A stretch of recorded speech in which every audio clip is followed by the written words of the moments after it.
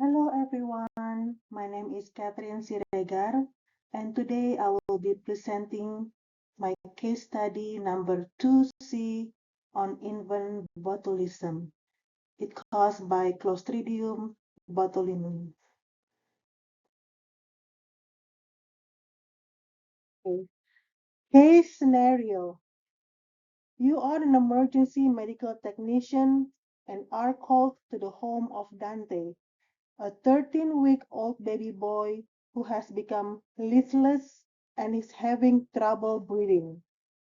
His parents report that Dante used to smile, but lately he has not smiled or shown his usual facial expressions for the last 2 days. When you arrive, Dante's eyes are open, but he doesn't seem to be focusing. You place your outstretched finger under his fingers, and he doesn't grab it. You lift his foot, and it drops back onto the mattress. His parents also report that he has not had a bowel movement in 3 to 4 days. The case used the word listless, which means lacking energy, weak, or unusually inactive. A listless baby may seem tired, floppy, and less responsive than normal. Question number one. What is your suspicion based on what seem to be nervous system symptoms? My suspicion is infant botulism. The symptoms such as constipation, weak muscle tone, poor grasp, lack of facial expression, and trouble breathing all match botulinum toxin affecting to the nerves and causing flaccid paralysis. The definition of infant botulism is when Clostridium botulinum spores grow inside a baby's intestines and it releases a toxin that blocks nerve signals, causing weak, floppy muscles and trouble breathing. Question number two. If this is indeed the case, do you start treatment at Dante's home or should you transport him to the local hospital? Dante should be transported to the local hospital right away. Infant botulism is a serious condition that can affect a baby's breathing, muscle strength, and overall stability. It requires close monitoring by medical professionals and may need breathing support and feeding support. This condition cannot be treated safely at home, so the best and the safest option is to take him to the hospital immediately. Question number three. What should be administered to Dante at the earliest opportunity? The earliest treatment is Baby Bic, also known as botulism immune globulin. It is an antitoxin made specifically for infant botulism. Baby Big helps neutralize the toxin already in the bloodstream and reduces the severity and the length of the illness. Question number four. How do babies acquire this condition?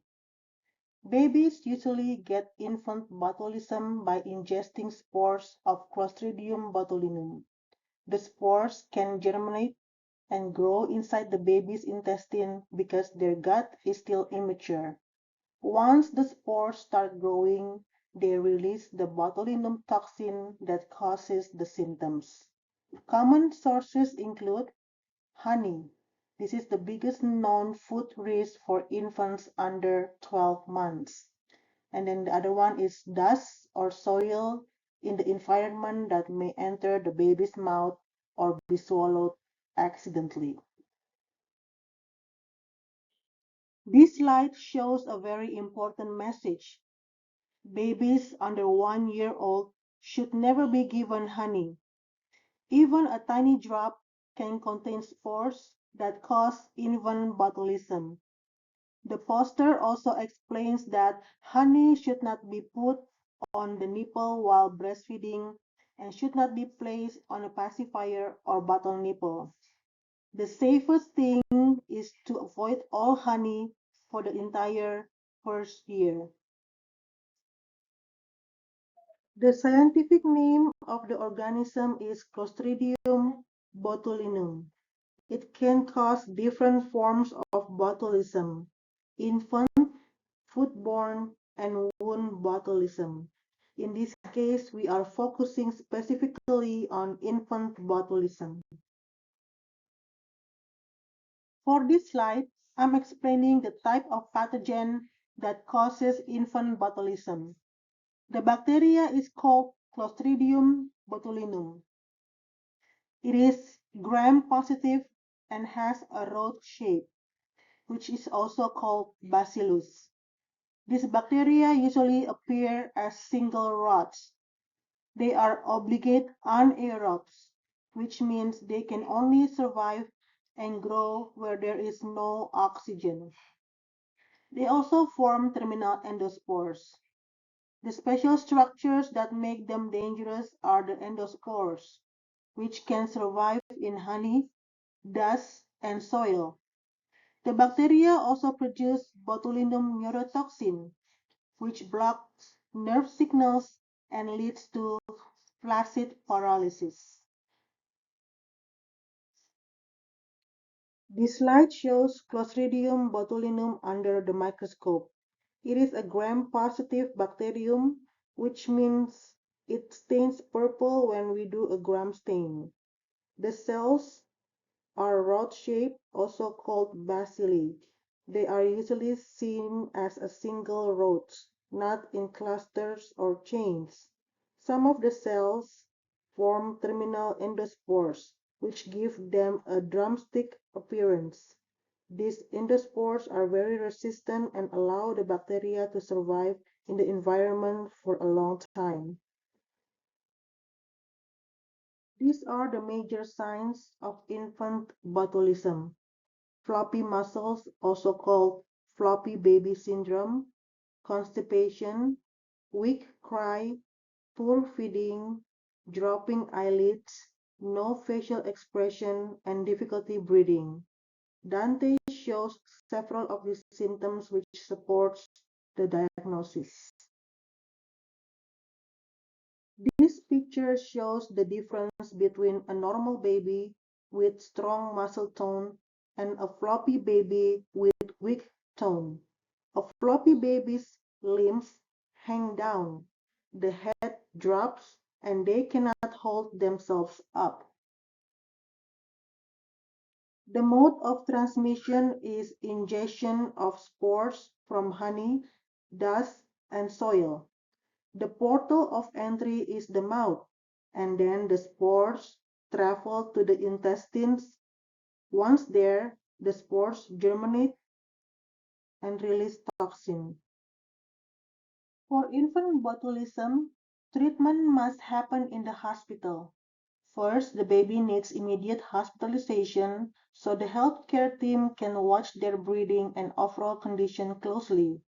The main specific treatment is baby beak or botulism immune globulin. This antitoxin helps neutralize the botulinum toxin that is already in the baby's body. In addition to baby beak, the baby needs supportive hospital care. This includes breathing support, feeding support, careful hydration and nutrition monitoring, monitoring vital signs, preventing complications like pneumonia, and physical therapy to help regain strength. This is how baby beak looks like. Baby beak is the main treatment for infant botulism. It stands for botulism immune globulin. It works by neutralizing the botulinum toxin that is already inside the baby's body, which helps prevent more nerve damage. When baby beak is given early, it can shorten the illness and help the baby recover much faster. It is given through an IV and is only available by prescription. There is no vaccine for infant botulism. The best prevention is simple. Do not give honey to infants under 1 year and limit exposure to dust or soil that may contain spores. These are the references I use for my research, including CDC, Cleveland Clinic, Medline Plus, and the Infant Botulism Treatment Program. Thank you for watching my presentation. I hope the information I shared today give you a better understanding of infant botulism and the steps needed to keep babies safe. Thank you so much and have a blessed day.